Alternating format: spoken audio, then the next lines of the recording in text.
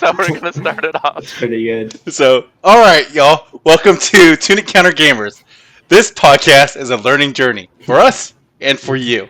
Whether you're new to the game or just trying to tighten up your gameplay, we're here to break down mechanics, explore strategy, and maybe even drop a hot take or two. We're not pros. We're just usually three gamers on a mission to go from scrub to savage, one misplay at a time.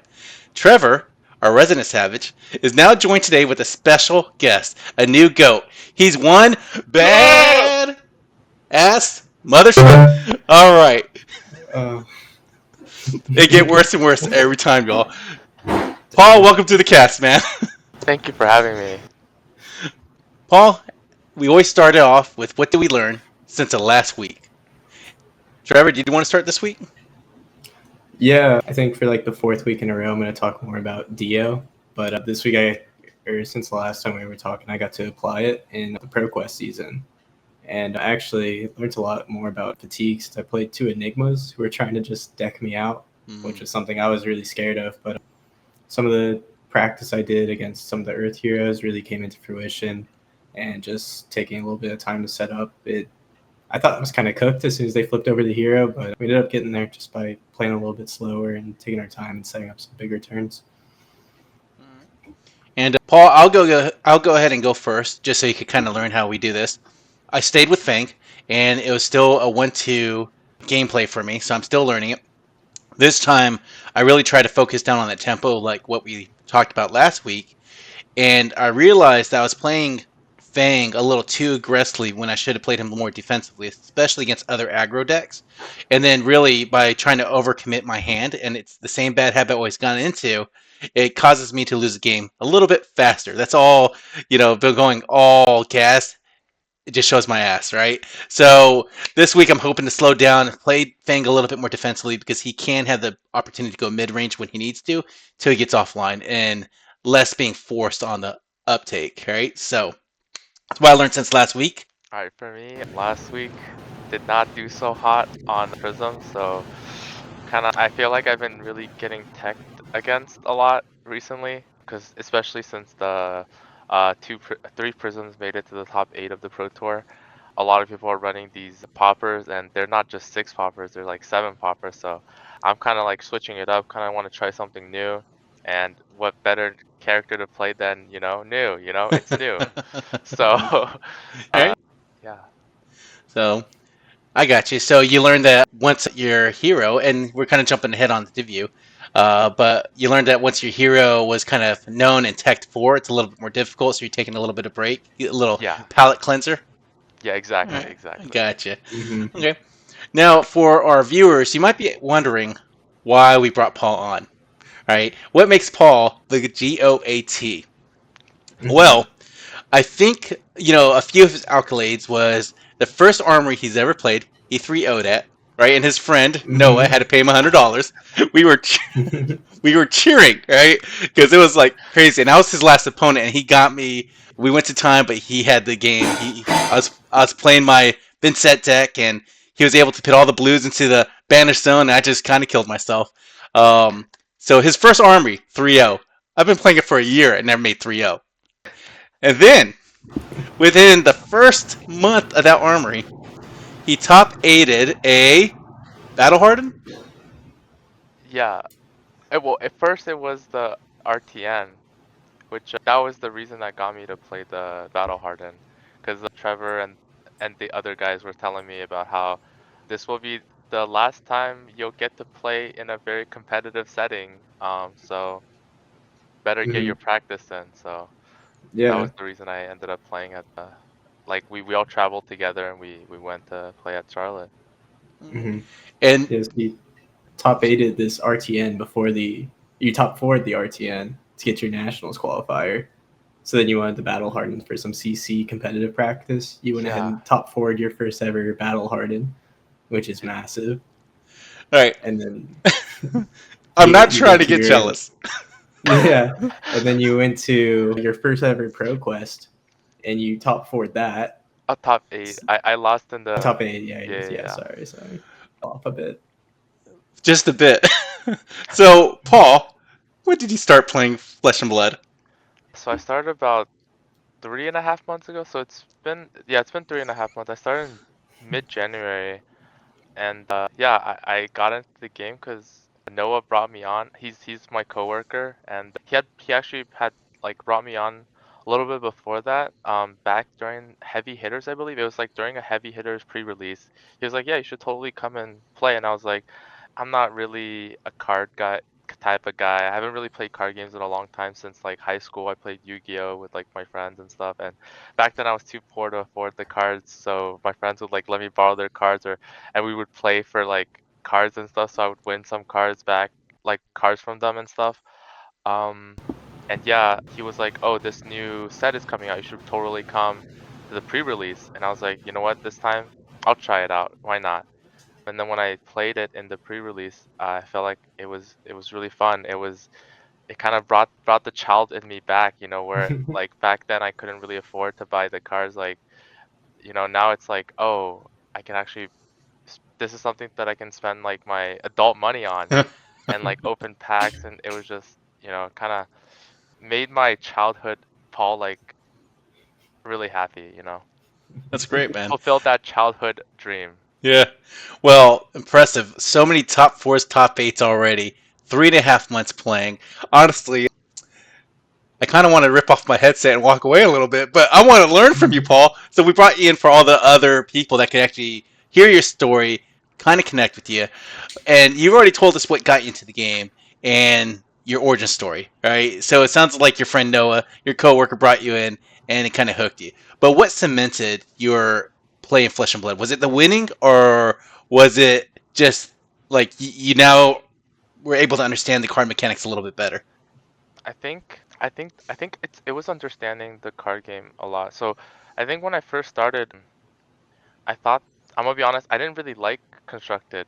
It was a really strange journey, because when I first started, I didn't really like CC because it took too long, and especially because my friend Noah got me to, he like kind of went down the list of like what I could play, like what he thought I would like and stuff, and we ended up locking in on like an assassin, and and he was like, "Oh, this assassin is really good. It's new." And I was like, "Oh, yes, sure. She sounds really cool. Like, I'll try her out." But it ended up being like these like long drawn out games. I think for the first like 3 armories that I brought her to, I wasn't able to like finish a single game. It all ended up being like a tie, and then, the first armory especially, the other, I just got lucky and won a bunch of dice rolls at the end, and that's how I got the win. But you can't really count those. I can count it. Yeah, we did count it. We Yeah, got paid. we Yeah, can definitely count it. and then I got really interested in the pre-release. This was like around pre-release season, and I got really interested in the new cars. And when I f- when I when I played the armories, I felt like a lot of times the games weren't very balanced. And one of the things that I liked a lot about like sealed or draft was the fact that you can do whatever you want, and it's like very balanced in a way that like no one has like a clear advantage over anyone else, because we're all drafting from the same pool of cards. You can Mhm. only take one, the best card in your hands, and you can't take more than one. So I really like that aspect, because I come from a background of playing games that are kind of like you start with nothing and you like level up, and then and then you fight each other, and then once the game is over you go back to nothing, Mm. kind of thing. It's like the level up thing. I play games like I used to play like League of Legends, so that's kind of like the Mhm. core gameplay loop there. Mhm. And I felt like draft was like very similar to that, where you kind of start with, you like build your own deck as you go, and you like think about what might be good, and you kind of take the best card, and it's like balanced, because you can only take one card, and that felt like that was like my style of play. And yeah, and I played a lot of that, practiced a lot of that, because I think that was one of the, what was it? It was one of the modes that got picked for the RTN, and I heard about the pricing, and I was like, I gotta do well, I gotta make my money's worth. Mm. So I practiced a lot on that, and yeah, I did pretty well. Not too well. I got a little bit lucky that in the second round, but we made it, and that's how it all started. Very Hmm. cool, man. I like sealed and draft myself. I know a lot of people say it's unbalanced, but I like how it's an even playing field. And yes, how many times have we heard about players not cracking any majestics and able to, with their commons and rares, kind of close out the deal and go 3-0, 4-0 at the pre-release? I mean, that's kind of based off your deck building and you utilizing the game's mechanics at that time. It's an even playing field, favors those that have a lot of experience and those that really get this game on that fundamental level, which is great for us because we're a fundamental learning podcast. So, all right, that's great information. So, I know you mentioned new, but what's your favorite hero to play? And the follow up question is why? Because you said new, but you said that was at the beginning. So, and then you also mentioned Prism and how people are teching against her currently. So, what is your favorite hero to play? Yeah, so my favorite hero to play has to be Prism, even Hmm. though that's all happening, because Hmm. I feel like whenever I'm just swinging those heralds, man, it just feels so good knowing like if they don't block it, I get so much value out of it. And it's like different than like disruption where, sometimes they don't care. Because once I create a board state, I'm able to kind of play like out the box, not the same way that a normal flesh and blood is played. Hmm. So I think for me, it's like there's so many options you can do. There's so many mechanisms that you can leverage and little tricks that you can do with like your hat, ALS, that kind of stuff. And that kind of is what like really draws me in. Even though I don't like, when I first started, I didn't really like the aura gameplay, but I feel like the more I played it, the more I feel more in tune with it because there's so many more things you have to think about, leveraging your like what's already on the board and what you think the opponent's gonna do and what you hope that they do, that kind of stuff. And yeah, but one thing that I don't like about it is the fact that, you know, when I have to loop people at our local armory, that sucks because, I'm not Hmm. really having fun, you know, Oh, I mean, making it's a learning experience for them though, and like I think Andrew Cook was just recently on the Siblings Cardboard podcast, and he was saying how the new players have such an unfamiliarity with Prism that it just kind of leads to her win percentages being increased, right? And part of that is the ALS loop, the Arclight Sentinel loop, which if you get off, it's a lot harder now today because they banned the books. So, but it still takes a lot of skill. But honestly, I feel like they have to kind of go through that to understand the pain point and understand really the good fundamentals on Fab. So I understand why you would hate playing it, but man, we don't have a lot of new players in our local. So you just felt bad looping them? I what I remember is that when I brought Prism, when I first got accustomed to the aura gameplay with the loop gameplay, I got a lot of practice in with Noah online, Hmm. and he's just helping me practice, so I don't really feel bad or anything. But when I brought it to Armory, and I could I could see that they were really sad and annoyed because there was just nothing they could do. They didn't really have a mechanism to get out of it, so it was just not a very fun experience. And also, I feel like the more I've been like playing, the more I feel like I'm kind of like an aggro player, I don't really Yeah. like to block. And when you play the aura plan, you have to like block a lot. And the funny story is when I played at the ProQuest, I played against a Vincent, and I think I blocked Hmm. more that game than I did in the past like few weeks, which is kind of crazy. Yeah, that was an interesting game. did he, did he Uh, did he beat the Fincet? Yeah, I beat the Vincent because mhm. I played the aura gameplay and I ended up like blocking everything, like everything. I literally didn't leak very much damage at all, Uh huh. and I just kept playing out auras. And whenever he would clear an aura, that's like an opportunity for me to play out my whole hand, play more auras out. And my game plan was kind of just to deny the damage that he was doing, and also try to pop his boots if he wasn't able to get a shadow non-action card out to do that true damage. Yeah. Interesting, because when you played against my Vincet, man, it was a little bit more of a struggle for you, right? Yeah, So I was playing okay. a completely different gameplay. I think some of the guides online recommend going like aggro against Vincent because when they're popping you with their best cards, the cards that they want to play. But yeah, the harder thing for them to handle is actually the auras. But yeah, I think Mm, overall it's still like a bad matchup, but Hmm. I haven't played it enough to like know for sure. Because I feel like a lot of times like Talishar data isn't like accurate. yeah. Especially if like the most like some of the popular guides say, oh, go aggro versus Vincent and it'll be okay. So it'll be nice to see like if there's a way to like check or track like what kind of percentage win rates and stuff when you switch out the playstyle, because those two playstyles play completely differently. One Interesting. is Hmm. you swing the heralds, the other is like you literally don't care. You block it out and then you try to play as many auras as you can. Mm, yeah. So and it is funny because I agree with you. The Telstar data is not accurate, right? And you see that with online play versus in Flesh and Blood, how much it can be different, right? So it's interesting you mentioned that.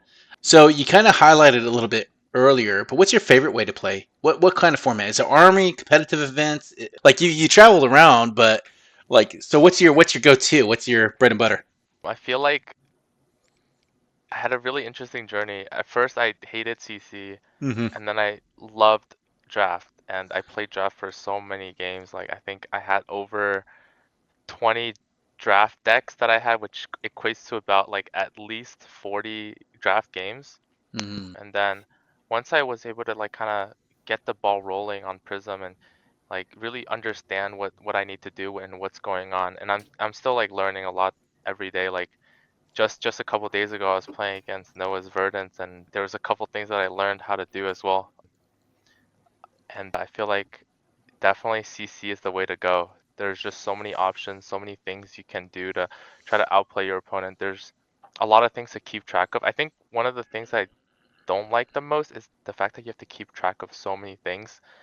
And like Talishar will help Hmm. you do a lot of those because like you at a click of a few buttons you can first of all it does everything for you, but second is that like at a click of a button, you can kind of like look through their stuff, like their graveyard, their banish really quickly. But in Hmm. person, it takes like it's like harder to do, I feel like. Mm-hmm. Yeah, it's a different skill set to do it in actual paper. You know, Yeah, it's and harder to make sure you get everything. yeah, and then I guess the other thing is like I feel like some people they keep track of pitch, and that's a skill that I'm trying to learn to do as well because it's really important in Hmm. CC.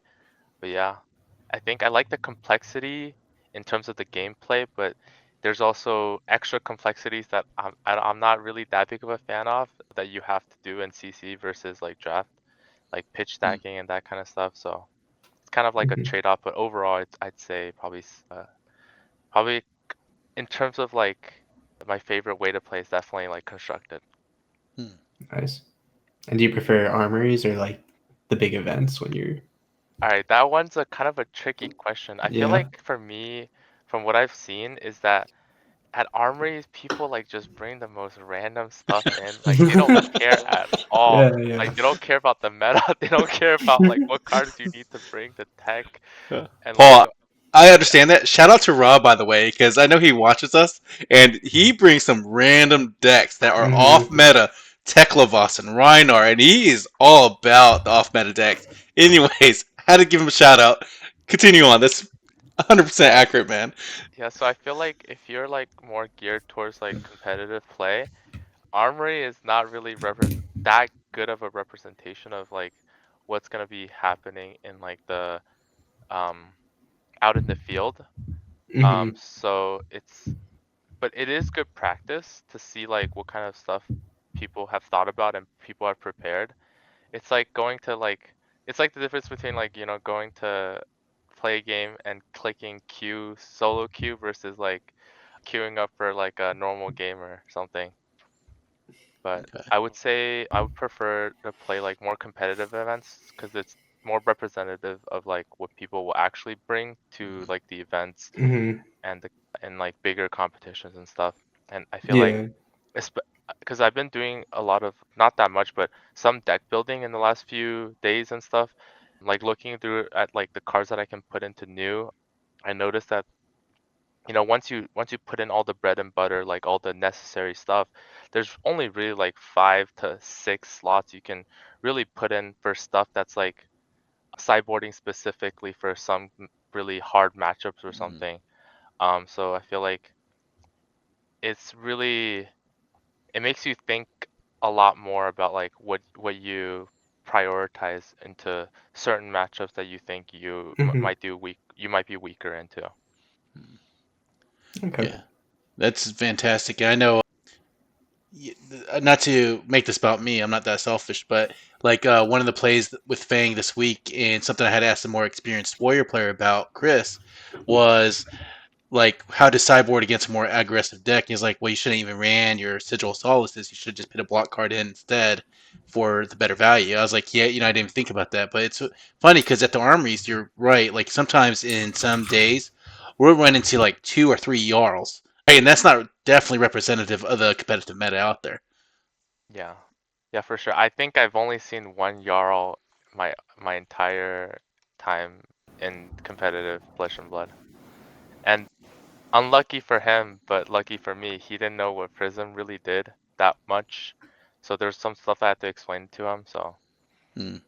and speaking of which, I think this is something you brought up earlier today was that, you know, going to these events and like outside, there are times when people don't really know what Prism does. So you have to like kind of Yeah, sit there and explain it to them. that was kind of a recurring theme with the battle harden we went to, right? Like a few of your matchups there, like they Yeah. just didn't really know. Yeah, the funny thing is I didn't know what they were doing either because that was my first Yeah, time you were playing against still them. really new to CC. Yeah. Actually, I think that's a really funny story. Is it was like it was your winning in, right? It was the very last round you did the prism mirror, Yeah, yeah, I did the Prism mirror, and that yeah. for the first time, right? Yeah, that Oh Or was was my my that? first gosh, Prism mirror. I Yeah, think I tried that's to know how to insane. play it. yeah. That's crazy because I think your opponent had played like multiple prisms that day, right? Yeah, yeah, he played But like 4 Prism. I called him the Prism raid boss, you know, because he's the final boss. But that's And such so a he beat. crapshoot. Like that's a high rolling. Like that is really who rolls the highest, who gets your combos off first. So even though you might not know that Mhm. matchup, you play your game as aggressively to whoever really gets their cards off first, and that's one of those games that kind of comes down to not luck, but like variance. It plays a lot more in that game than other things, right? So I mean, Trevor, don't you agree? Isn't that my understanding of the Prism I era? I barely know what Prism does. I know how to play against her, I but that gotcha. matchup I think seems you're annoying. absolutely right. It's about who is able to kind of take that Hmm. tempo advantage, and right off the bat, we rolled the dice, and I want the dice roll somehow, so I picked going first, which I think is the better matchup considering how many no blocks Prism has. Mm. And if you're able to kind of draw the 7, You didn't. You did. I think I did. So it's basically a free turn because you swing 2 heralds, and like if they have any no block, they're screwed. And if I Hmm. can draw a 7, they either like what break their equipment or something. There's no way they're doing that. So I basically am almost guaranteed to get a hit in and basically allow myself to kind of get a free card with the ponder token, calling out the herald of or sorry, the figment of your edition, and that Hmm. kind of just like snowballs the game forward. Yeah. And one other thing, I don't want to. I thought I remembered this, but correct me if I'm wrong. But you didn't know that you could trigger your heralds by hitting the prisms when you went into that matchup. Yeah, yeah, no, that was So crazy you because learned that on the fly and then yeah, like yeah, I applied learned. it. Yeah, yeah, it was really funny because I had an angel. I remember my focus of the game was to try to get as much value out of my angels as possible and like try to just throw out as much damage as I can. And Hmm. one of the turns, instead of like hitting me in the face with the Herald of Your Edition, he hit my angel instead, which loses Hmm. a value off of the Herald of Your Edition, but he is guaranteed to draw 2 cards. And I think at that point, I'm not sure if I did or not, but I forgot about the interaction where you can pop your halo in order to bring out the figment of ravages to ping yourself and let your angels take it so that it ends their turn. But yeah, he like hit my angel, drew 2 cards, and swung again, and I was like, wait, you can do that? That's kind of crazy. I kind of remember it a little from um people hitting it with snatch. Hmm. So Okay. I think I knew it a little bit about that, but Hmm. I Hmm. totally forgot about it until Yeah, that yeah. game. And as soon as he showed it to me, he brought up he got the hit in, got the figment, got his angel up, and then as soon as they turned it back over to me, luckily I drew the Herald of Your Edition too, swung did the exact same thing back to him, and So sick. we were both laughing. I was like, I learned it from you, coach, and he was just laughing the whole time. So Well, that was a No. fun experience. and kind of to backpedal on the follow-up question, Armory versus competitive events, do you find that the level of chill in the players is relatively the same? Like, let's say we have new players joining the Met all the time, especially with new sets coming out. Do you find that Mhm. your experience in competitive events, even though people might be more sweaty, they're generally still the nice people that you be at the armories? Is that kind I'm of how a you? I'm gonna be honest. Yeah. A lot of them. So obviously, armories are really, really friendly. Like they'll let you Hmm. literally take back moves and stuff. They don't care. No one really cares. But there has been times at competitive events where, you know, things kind of, I personally, when I know I made a mistake and they don't let me take back, it's not that big of a deal. Like I live with it, because I would consider it a mistake. But sometimes it's like kind of in between where you're not sure, because there was one guy where I like hit with the herald, and then I tutored the figment, and then I swung another herald, and then I think I forgot to put it into my soul. He didn't let me put it into my soul, Yeah. Because you which missed that step. it's Yeah. yeah. So it's kind of but technically it had to go into soul, or else I wouldn't have been able to tutor the figment. Hmm. Mhm. So it's kind of like you're not sure if you like did it wrong or whatever. And then I guess he also ended up letting me get the spectral show because it was a herald of protection.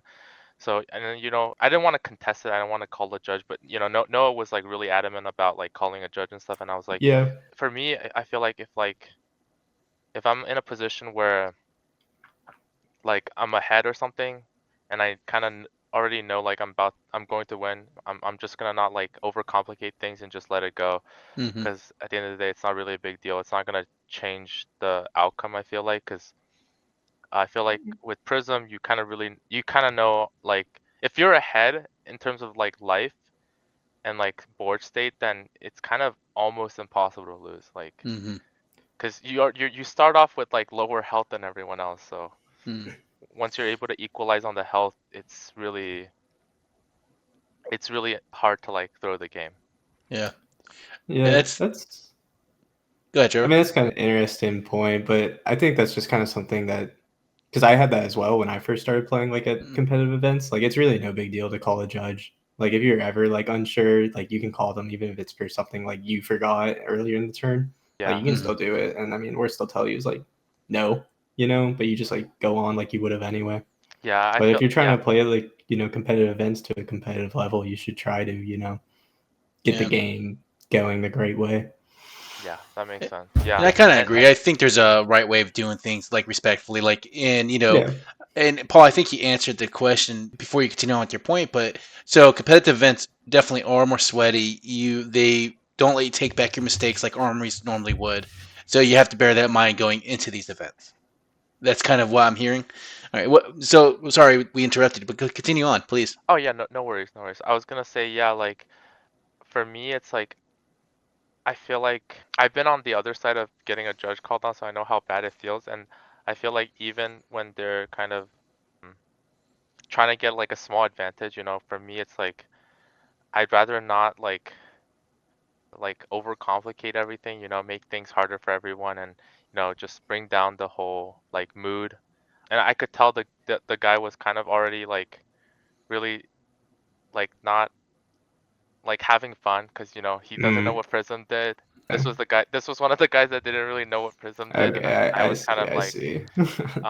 just throwing stuff at him, and I felt like it's better for us to like kind of get it over with, and hopefully he'll be able to get a better game later in a different match. So, but I do Very agree, if nice it's guy, like a very Paul. like um close game, or if it's like one of the games where you really gotta win in order to like make to day two or something, I feel like I would try to like respectfully like call a judge, and maybe we can like resolve Mhm. it and hopefully reach an agreement. So Yeah, that's just you should just be. It might take a little bit, but it's really no big deal to call a judge And they for get some mistakes. rewarded, or they get rewarded for their time, awarded for their time very generously from the LSS. Right. Hmm. Yeah. yeah, I'm kind of a guy that like doesn't want to like create too much like mess. So Mm-hmm. just try to keep it as simple as possible if I can. So, but I guess. yeah, depending on how it goes, I'll probably have to. I'll try to do my best. But we'll So see what happens. Paul likes playing Prism because he's the angel himself. Trevor, did you have a couple more Yeah, questions? yeah. I guess we're talking about judge calls and mistakes. Are there any mistakes that you see some new players making in Flesh and Blood that you used to make or maybe even make now? New players. Yeah, I mean, Hmm. relatively, you're Just still three and a something. half months in. So, like, do you Mm-hmm. see a common mistake that just is a recurring theme, and maybe something you tell a new player, "Hey, heads up, you don't want to do this." Like anything like that comes to mind? Yeah, I think one thing that I don't know if this is like a new player thing but there are times when and I don't know if it's like a definitive mistake, and this is something that I think brought up a couple podcasts ago. I'm not sure if it was the last one or the one before, but I see that some people whenever the other opponent is like when you have like a really good health lead, I still see people like blocking a little bit, even if they can get full use out of their hand. It's like sometimes you just gotta just say we don't care and just throw your whole hand. You Mm-hmm. can do as much damage as possible. If they want to get to one, then you let them get to one, and then you're pretty much like chilling Mm. for the rest of the game. Yeah, it's Um, funny because that was Trevor's point last time when he was mentioning that story where early on it's more about value, and then later on in the game when you're closing out the game, it's more about tempo, and that's what you're Mm-hmm. referencing to Ning. It's like, hey, you have him on the ropes, push the gas, tempo, yeah, right? yeah, and I think Mm-hmm. I've seen that a little bit as well in some of the games that I played. I would regularly get to like below 10 HP, and I'm playing against like an assassin or something, and I know that like if they don't block with any card, they can pretty much kill me Mm-hmm. with their whole hand. So Mm-hmm. sometimes I'm just like, should you have blocked? I'm not sure. I don't know what their hands is, but yeah. Yeah. Could definitely depend, based on the hand. Like if they're sitting on like just to make, and like Bonds of Agony, and then they Yeah, block. That's not right, correct, right? exactly, Like you exactly. gotta, you can like threaten them their life, get tempo. You do that for sure. Yeah, and especially like it's one of the most difficult things to do as Prism is that once you get down, if you're forced to block, you're very sad.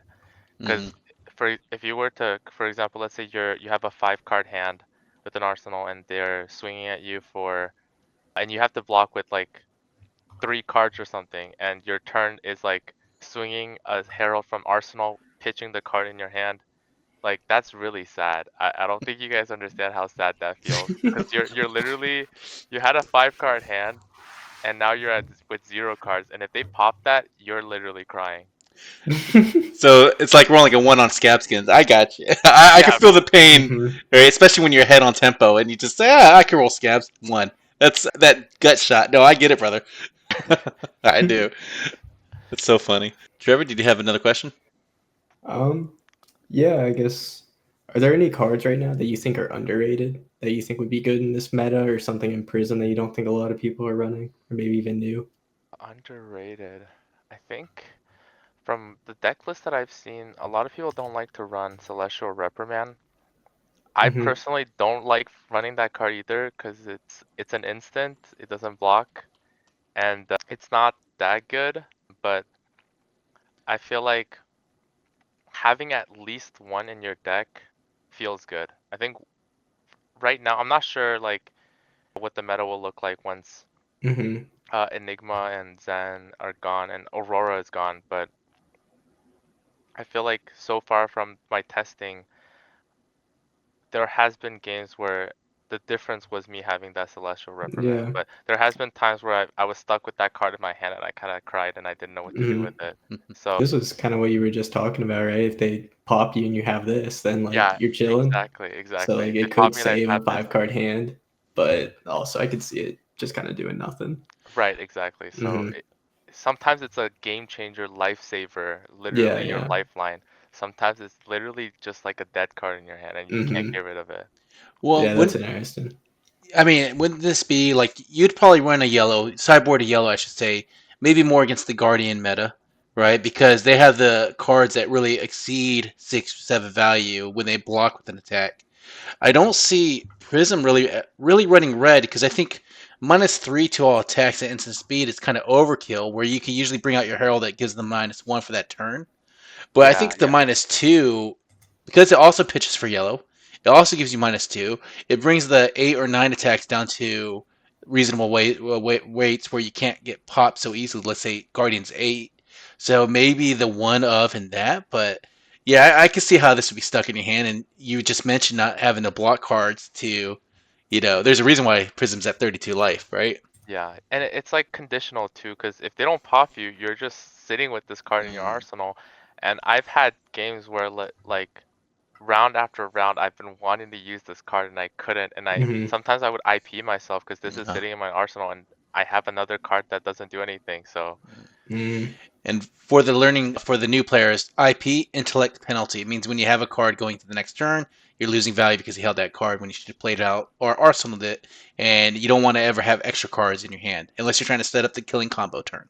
All right, but that's a whole different Hmm. conversation. Right? That's a great point, Paul. yeah. Yeah, And I that's think good. I haven't tried testing with two, but one of already half the time it feels a little awkward, half the time it's a lifesaver. So I thought it was Yeah. it's worth to run because the half the time where it saves you, it really saves your life. Hmm. So Hmm. I mean, and I gotta say, like the art on this, it's like booping a little cat's nose or a dog's nose. It's like boop. Anyways, off topic. Sorry, Paul. yeah, no problem. So, what helped you level up most in your fab journey? Like I hear, like I get the impression that you put these wins in, and yeah, some of it was luck, but man, it sounds like you really put in the time. Right? It sounds like you grinded out some games, talked to the people that kind of knew the meta better, and like it sounds like you put forward the work, and a lot of people don't really realize that. They're like, oh, he was just lucky for 3.5 months, but Uh, I get the impression it wasn't like purely luck, right? I think a lot of it definitely has to do with luck. I would say probably out of all of my games, draft is what I kind of like spent Mm, the most like hours on. I feel like because back then I think I grinded like I said earlier like about 40, maybe 50 games, and the first like I would say like 30 of those games I literally went 0 and 2 in every draft and I had no idea why. mm, And as I slowly got better, drafting better cards and building a deck that is more competitive, like nowadays I feel the most comfortable drafting where I know like even if I'm drafting with people that know what they're doing, I'm still able to like get a really good deck out because recently I was playing some drafts with Noah and we got on like the card guys Discord because they were doing some draft practice and we were just kind of there along for the ride too, and I ended up drafting a like insane looking Fang deck, and I don't remember if I think I like 2-1, but yeah, like I feel like the more practice I got with drafting, the better I got at like playing like the games and also like playing to my card's fullest potential. Hmm. Nice. And then So, something else that helped with oh my yeah. like level up on my fab journey is when after I had started playing more CC, I got recommended to start recording my games. And so I started recording my games and then going back and rewatching to see like what I could have done better, what I did wrong, and mm, what are some of those critical moments throughout during the game that I needed to get something done where I didn't. mm. I think that's something that I kind of been slacking off on a little bit now because I I haven't been doing that much practice lately, but that's something I definitely intend on getting back into the grooves of things. It does take a little bit of time because you have to like record it and then you have to go back and watch it Mm. and like really pay attention, not just to like the games where you're like not doing well and like you're struggling, but also to your wins as to like why you were able to win that game, like what exactly Hmm. you played and could you have been punished making those plays That's great, man. That's if your if your Yeah. opponent didn't have the right it did have the right cards at those times, that kind of thing. it's it's funny because it's called practicing with intent, right? Like so, it's great for people that don't have a lot of time, maybe works 2 jobs, has a wife, whatever. But they could take one game, and as long as they really deep dive into the practice, right, and review it and understand it, then it's not really about the reps. It's about how much you could get that knowledge from that one game, how much you could steal from it. So that's a great takeaway from this whole thing. If you guys leave this podcast with one thing, it's just record your gameplay, review it with intent, and that's going to help you out, right? So Yeah. Mm-hmm. And you know, I gotta give credit where credit is due, and Noah has been really there throughout the whole journey for me, kind of sitting side by side, coaching me and like, throwing ideas back and forth. And a lot of the times it would be games against him where he would take on the role of the villain as whatever matchup I needed it to be in order to like get me to play better, helping me with what I needed to do. And he would watch the VODs with me mm, sometimes and kind of critique what I should have done, like stuff like, oh, like I had this at that time. If you had played this instead, I would have been kind of screwed, kind of thing. mm, And then yeah, and then not only that, but he would also send me like videos to watch. There's like a couple like YouTubers that make like Prism content mm. that I kind of watched and like really studied their gameplay and like the thought and the ideology behind them. And I did take a lot of inspiration from those and also add in a little sprinkle of my own because I don't think any of them were really playing the Celestial Reprimand. That's kind of like that's a touch that I added because I freaking hate Popper so much. And you know You can say it's popping your dreams, right? yeah, it really is. That's great, man. You want to give a shout out to those podcasts you learned from? And I know he would say Tunic Counter Gamers if we were existed back then, Mm-hmm. but Mm-hmm. what do you want to just shout it out because it sounds like you really got a lot of good knowledge from that. Yeah. So one of my all-time favorite right now, it's the Kevin Murphy guy, the guy that Oh yeah. also top aided in the Pro Tour. Mm, And his videos I feel like resonate a lot with me.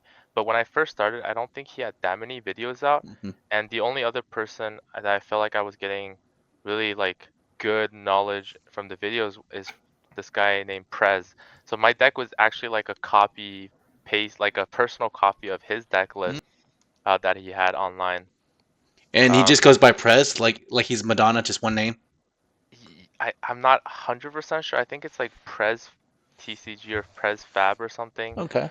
And he had some Prism content. It wasn't that much, but it really goes into the fundamentals of like how you pull off like the loop, like exactly what the Mm, numbers need to look like, that kind of stuff.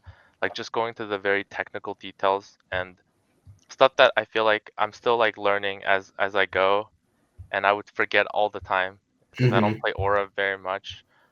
But he goes into like the fundamentals. But in terms of like more like playstyle that really resonate with me more is Smurf Fab, which is the Kevin Murphy guy.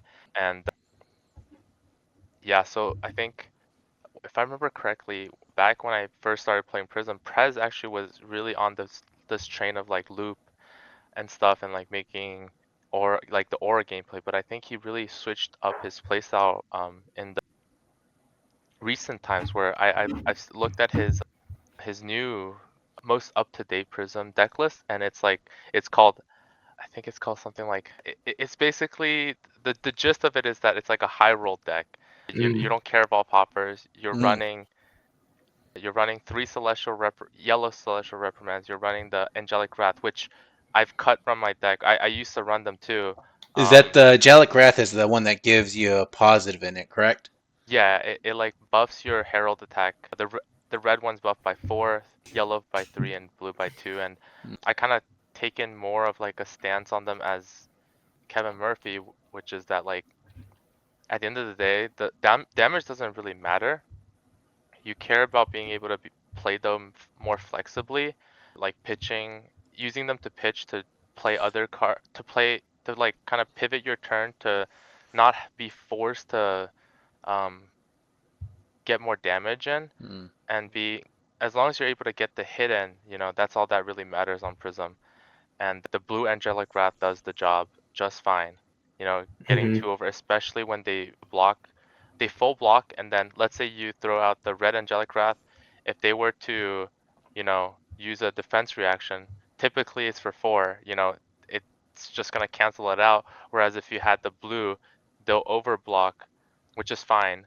But in the case that you don't need to angelic wrath, you can actually use it to play other cards. So you can basically, if you have a 4 card hand, if you like, let's say you swing Herald pitching a card and you're waiting to Angelic Wrath. If you don't need to, it hits, you're good to go. And especially if you have the blue one, if you have Herald of the War Tune Herald, what you can do is you can swing like Awaken Angel for free using Empyrean Rapture, swing that, and then swing your last Herald of War Tune, and then you're getting 3 attacks in one turn, which is great.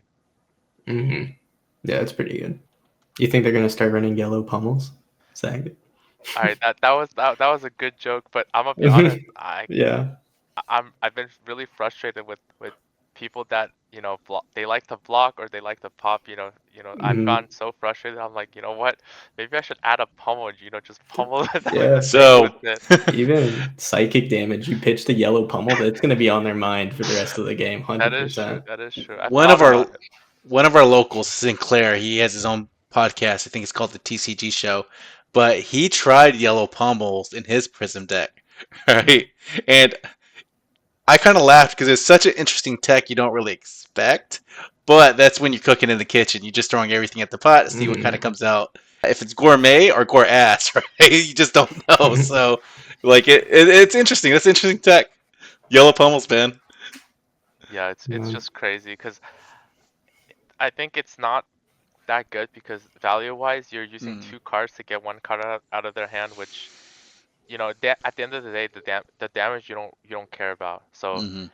if there was a card where it would let you take a card out of their hand by like not buffing your attack, that would be great. Mm, Like an Mm-hmm. attack reaction Yeah. that says if this hits, they discard a card, but like mm. no buffs and it costs 0. That You need to or start. maybe You're even gonna make love it new, cost bro. 1, or maybe make it cost 1. I think two, two in terms of like the cost I think is just too high, Mm-hmm. especially when most of your heralds are 2 cost. Yeah, yeah. I don't think it's good, but Yeah, I don't know that much about Prism. I So, haven't tried it out yet, but it's definitely something that I've been kind of kept on the back burner to see, if I would want to try it out one day just to see, because Yeah.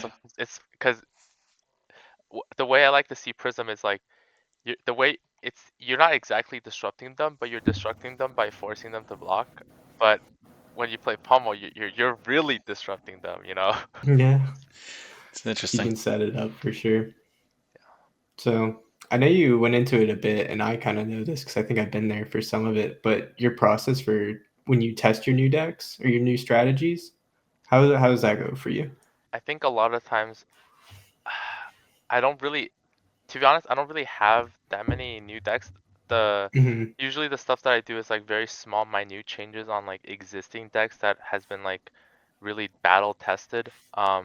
The small changes that I like to add is like stuff that kind of helps me out in the areas that I believe is weak in terms of Prism's Mm-hmm. gameplay. One of which was, testing out the Celestial Reprimand, which at the time I don't think many people were running it. And the way I would test it is, I would just ask people to play. I'd be Mm-hmm. like, "Can you play this with lots of poppers or whatever?" And Mm, Noah's always there, kind of, you know, throwing ideas back and forth because he also is kind of like also needs some testing into Prism Mm-hmm. as Verdance because I think he's been trying to like figure out that matchup because according to February, it's like a favorable matchup for Prism. But the more I have played against him, I've tried all sorts of different play styles. Herald aggro, aura, a little bit of both. Sometimes it works, sometimes it doesn't. Sometimes I don't know why it works. And sometimes mm, Mm-hmm. I know it works and I know why. Sometimes it works and I don't know why. And then sometimes it doesn't work and I know why. And then sometimes it doesn't work and I don't know why. So Yeah. yeah. So it's just a lot of reps, right? With a player that yeah, you can talk to, you yeah, know that they know their deck, and so yeah, it's exactly. It's good like games, right? they'll play consistently. They'll play Mm-hmm. basically the exact same way, and you're just trying to see the things Right. that you're doing is making any changes to the outcome of the game. Yeah. Mm, And I think that's like a great way to practice, right? When you're yeah. just in like the Discord call with them and you're going over what you're thinking and you can hear back from them. And Yeah. it's just like for both of y'all to get better is Yeah, down. yeah, and it just reminds me of that one time that I played against Evan. We were practicing for the pro crest. Mhm. It's really funny because it basically got Oh to the point yeah. where it's a really according to Fab, it's really good if you go seconds, but I completely, wholeheartedly disagree. You have to go first. You cannot go second because What was Evan playing? Sorry to interrupt. Azalea. Okay, okay. Mhm. Yeah, sorry for not putting the setting up the background, but No, no, you're so good. it's Azalea versus Prism. According to Fabre, you're favored in both, going both first and second. But for me, it's like no, you cannot go second. You have to go first. Mhm. You can't let them hit you with the 17 arrow that has dominate and gives you him a ponder. Like what is that? If I have any figment in my hand, like I'm screwed. Or let's say he's hitting me with the with bolt, what is it, battering bolt, and I have Mm. Oh invis yeah, in my yeah. hand. Like let's say I have figment of your addition, like I have to play that out and then take 15 damage for free. It's so painful. Like that's just I can't go second. If I go second, I'm gonna cry. I think out of all the games we played, me going second and winning is like I would say less than 40 or 30%. Like I have to go first, and when I go first, I most likely win. Mm. And Mhm. yeah, and then the funny thing about that, the reps that we did between Prism and Azalea is that at first he only had like some tech for Prism. He had just the battering ball, 3 battering ball, which it's good offensively and Mhm. defensively, right? Mm-hmm. Yeah. It's a But popper the for problem with Zelia. that, yeah, it's a popper. But the problem with that is, once you get the Triumph out, or if I'm only swinging Triumphs all game, you're kind of gonna cry a bit, like not getting Mhm. full value out of them as blocking cards. Um, but yeah, so like I remember winning a couple games. Like I was like consistently winning those games, whether going first or second. And then he was like kind of teching into Prism a little bit with Tarpit Trap, which what Mhm. that does is if you defend an attack with Go Again, you don't trigger any of the effects, which really bad into Prism because you don't care about the damage, you care about it hitting. That's Mm-hmm. that's Mhm. that's like the bread and butter at the end of the day. And so I feel like out of all the times he kind of used the Harper trap, he was really, really keen on targeting the Herald of Your Edition, because Mhm. sometimes I really needed those card draws to kind of extend my turn Yeah, and be yeah. able to get the Angel on the field, Oh and yeah. that was his tech. And but even with those two techs, I was still winning those games. Um, Mhm. and th- after every game, Evan would be like, maybe I should try something else. So we would play a few games, and then I would like, go and do something else for a little bit, right? When I come back, he's like, I got a new deck, let's try it out. And then I would play him, and then he has a random popper in his deck, and I'm like, what the heck is Yeah. this? And like, it's just so crazy because when he pops it at one of those critical turns where I really need it not to pop, like just like please block it out. Just I don't care that it doesn't hit, but I need to get cards out of your hand. And he pops me with it. I'm like, I can't win this game, so I just I FF. And then I look at his deck. I'm like, what are you doing with this card in your deck, you psycho? I And Yeah. mean, then Evan's really good though at reading the meta and pitting in some special tech. Like we'll have him on when we do a set review, but you know he's just really good at like thinking outside the box and really punishing the local meta on their current decks. So yeah, he plays random trash, but sometimes that random trash is like a diamond. yeah. Mhm. That's Yeah, so crazy. it just turns into a game where, we're kind of like mind gaming each other. I'm like, do you have it? Do you have it? And it's like Yeah. it gets to that point, and then as soon as I start figuring it out and like how to play around it, that kind of stuff, I start winning. I go and do something else for a little bit. I come back. He's like, all right, I got another tech. And basically the gist of it was he ended up every time we would play and he would lose a couple games, he'd add us another popper into his deck. Yeah, that's the And then tech. we got to a point where he had the 3 battering bolts and like 3 poppers, and that's when I started crumbling. When there's Mm. when there's 3 6 poppers and then 3 7 poppers, that is when I crumble. I Mm. cannot deal with that. Like I'm okay. I'm honestly able to deal with it if it's only one out of those 6 is a 7.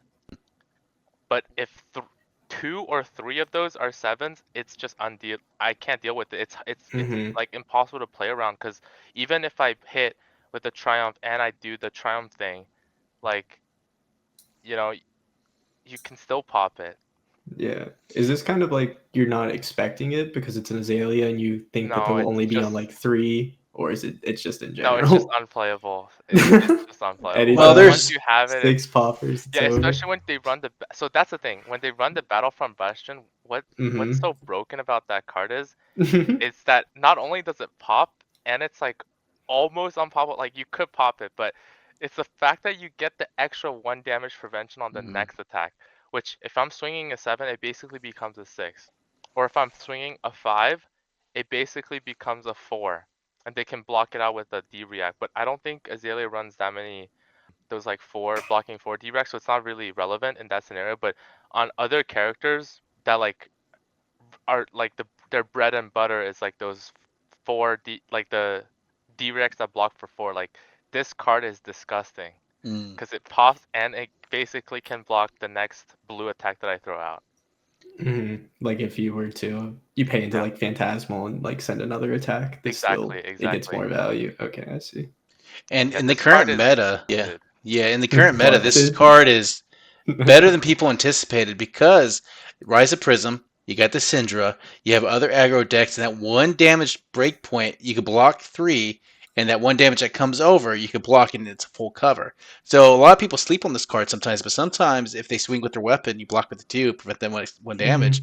So it's not a bad tech. In worst case scenario, you pitch a blue, swing 7. All right. Oh, they never swing this. I've never seen this swung in my Yeah, You life. win it in not Azalea. against Swear you. You Not to against God. you. you win it in Swear to Azalea. God. Maybe if it's to kill the prism, right? Because No, how? I'm gonna be honest. They would never swing this even if it was to kill the prism. They'd rather Okay, pop with it and then swing with something else. okay. So, right. Did you have any other Mhm. questions on this, Trevor? Um, no, I think we can move on to some of like the future hypothetical stuff if you wanted to Okay. kick it off there. I feel like those are some fun ones. All right. So we got all sorts of good information from Paul about how his learning journey began, how he really maintains good practice, how he fights other people, gets your mind frames, reviews his. It's great information, Paul. But now we're going to talk about my favorite thing, hypotheticals. Right? Bop, Mary, kill. No, I'm just joking. If you could design a card for your favorite class, what would it do? I mean, let's be honest here. You know exactly what I'm about to say. I hate poppers more than anyone in this that plays Fab. It's got to be something to do with preventing poppers, but it can't be simple, you know? Like it can't be like the what is it called? Passing Mirage where, you know, the first one doesn't gain Phantasm. And what I've noticed is that a lot of times, especially in the aura matchups, you know, those auras, they're expensive, right? Mm-hmm. It Hmm.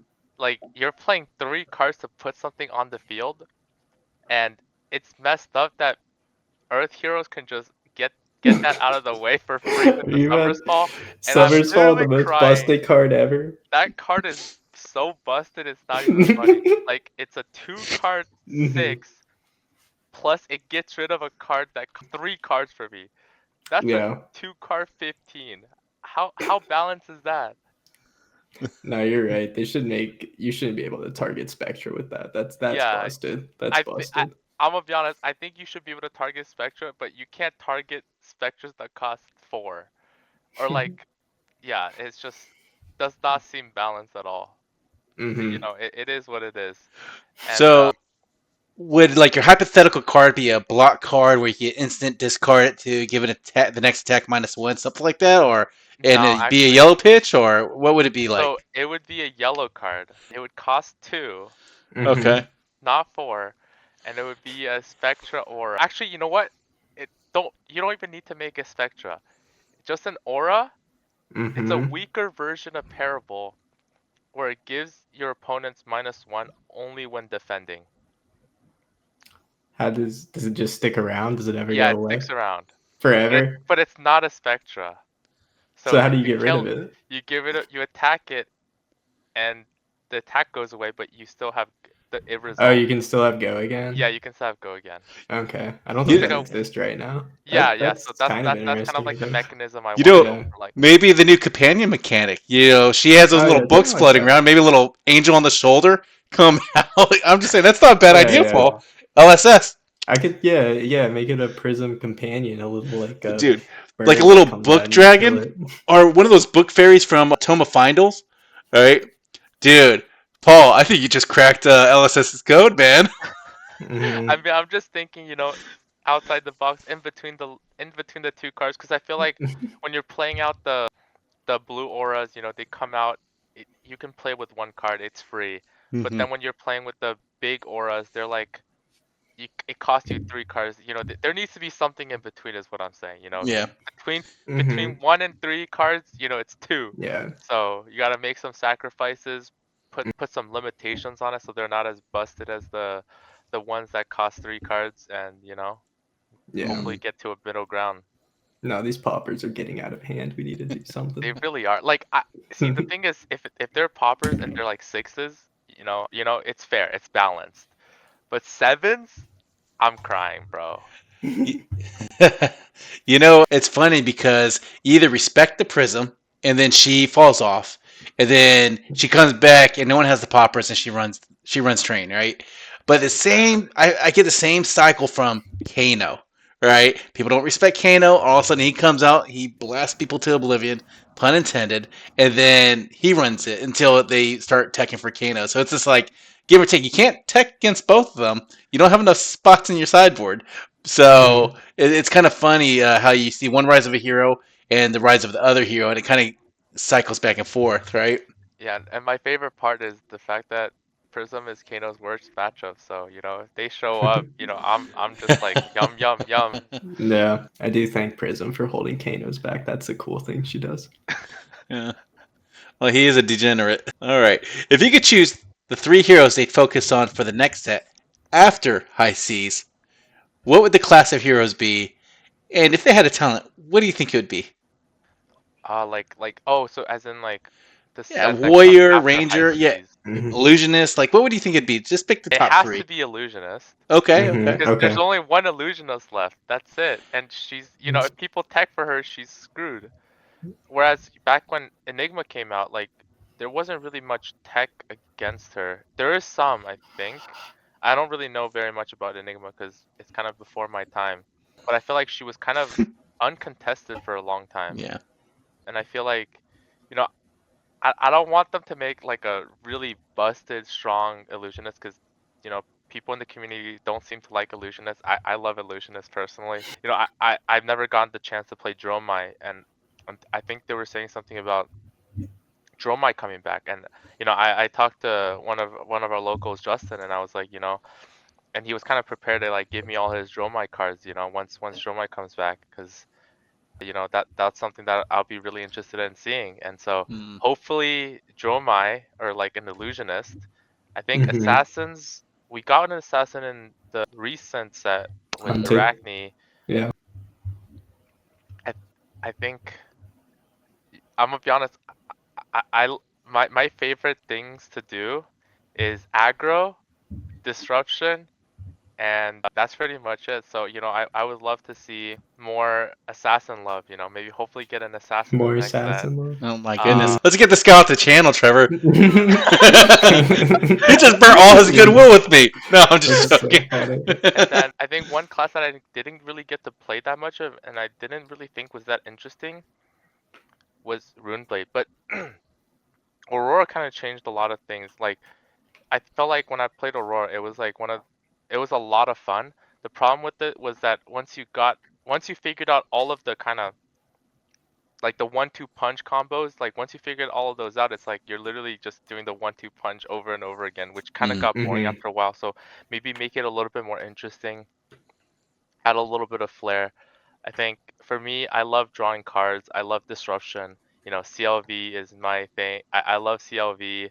That's what really and snatches, and that's what made me really love Aurora. And once Aurora LLs, hopefully they'll be able to come up with like another Rune Blade, but maybe not elemental, and make it more interesting. Because I feel like I haven't really been really that interested in like the regular Rune Blades in Florian and Mm. Vincent. And I think Hmm. when Viserai was still in the game, I didn't really I actually I have no information about Viserai, so maybe Viserai was something that I would have been really interested in, but They I think might it's like re-release literally on the way Viscerai. out. Huh? They might re-release Viscerai. I mean, he Oh, might be an ascended whatever. Like he comes back. Like they've done that with Prism, and she was a Monarch hero. So why not do that with another Monarch hero? Or he wasn't from Monarch, but you know what I'm saying, right? yeah. But I do feel like one thing that's a little bit weak right now in the meta is like brutes. I mean, brutes are notoriously good against Prism, so I'm not really rooting for them, but I know there's a lot of brute players in our local armories that, they're kind of brute enjoyers, so, hopefully they'll be able to get some some love in the next set, against what did they say? Uh, what is that word where it's like against my own interest. Mm, So Yeah. interesting. All All right. right. And you kind of mentioned this earlier. So for our future testing, for our future interest in other heroes, where do you find these guides at? You mentioned them earlier, and you said you were looking at Prism guides. Is it pretty much on February, or do you go to their Patreon? Where do you go? Oh, it's for me, I'm not a big I'm not really a kind of guy that would like spend money on coaching because I feel like if I'm spending that money, I might as well do it myself kind of thing.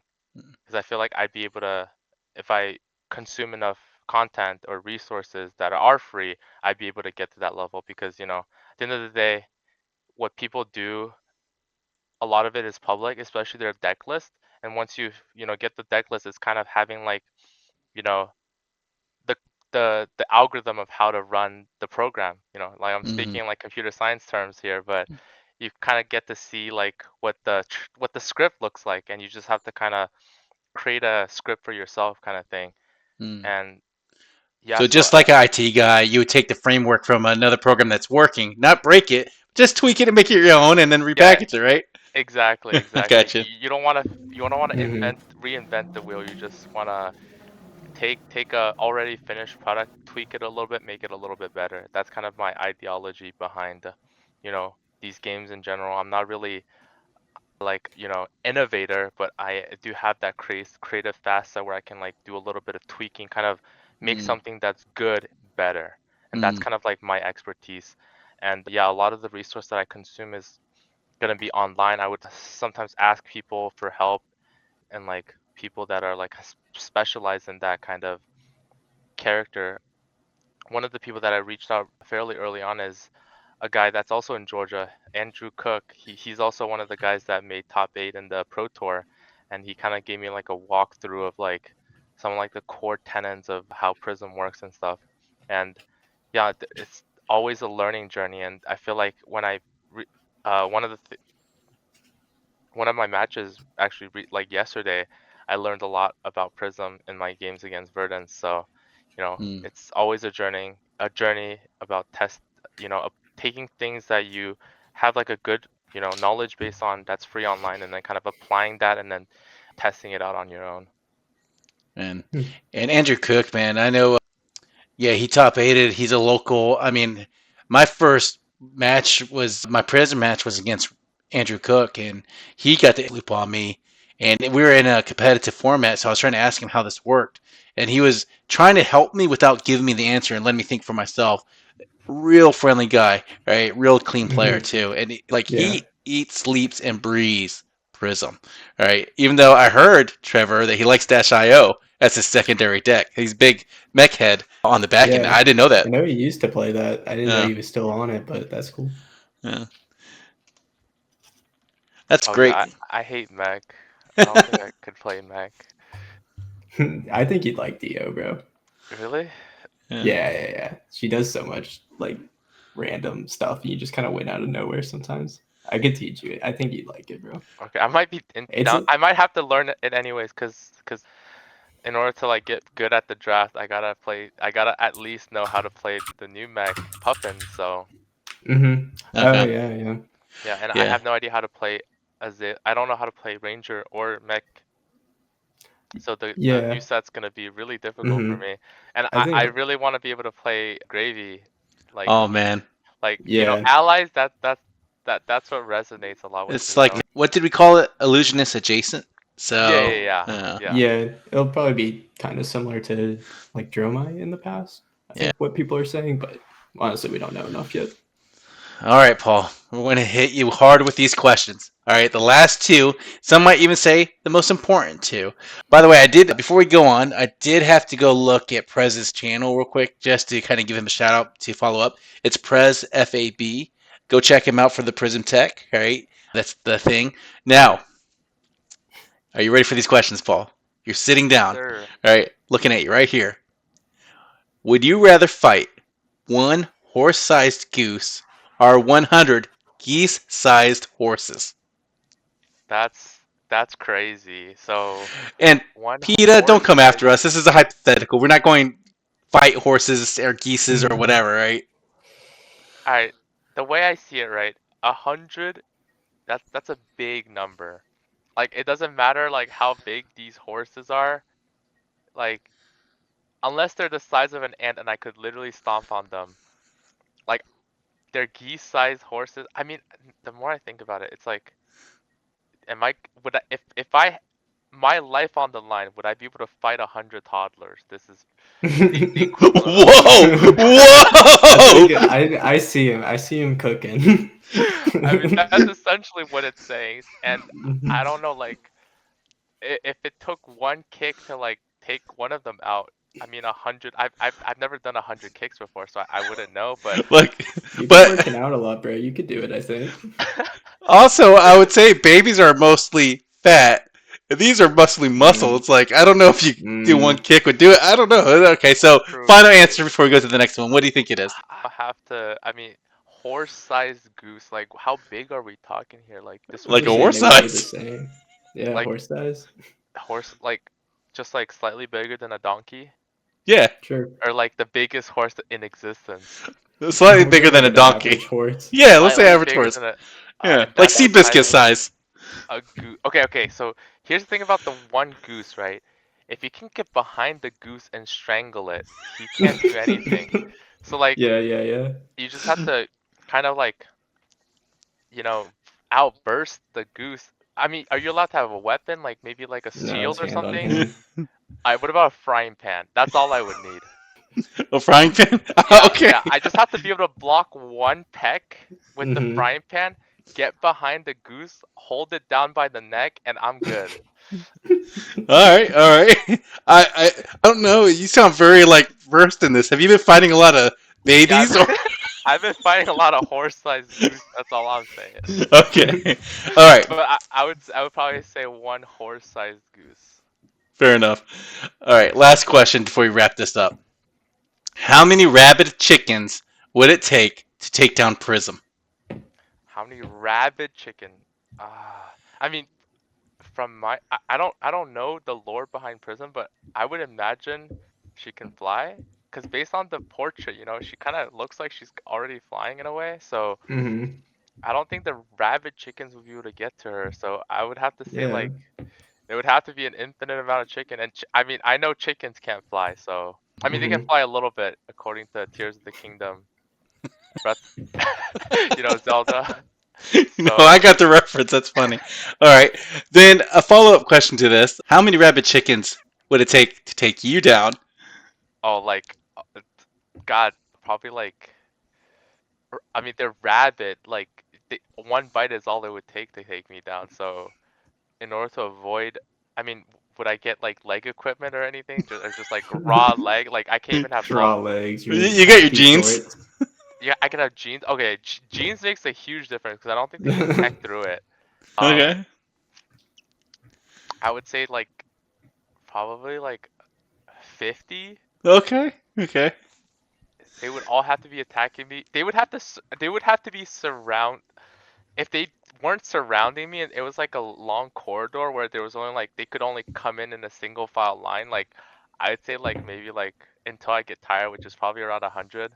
Okay. But like if they were to surround me, like we're out in a plain field and I'm just surrounded by rabbit chicken, like maybe like 20 or 30. Okay. But I guess I could jump over them, you know, so There's a lot of variables. yeah, there's a lot of variables. Hmm. Well, thanks for participating in my hypothetical questions. I love it. And we're going to go ahead and wrap this up, guys. So I encourage you guys to subscribe, drop a comment. If you like what you're hearing, go ahead and share our content out. And remember, every turn is a decision, every decision is a story. And don't forget your damn tunic counter. That being said,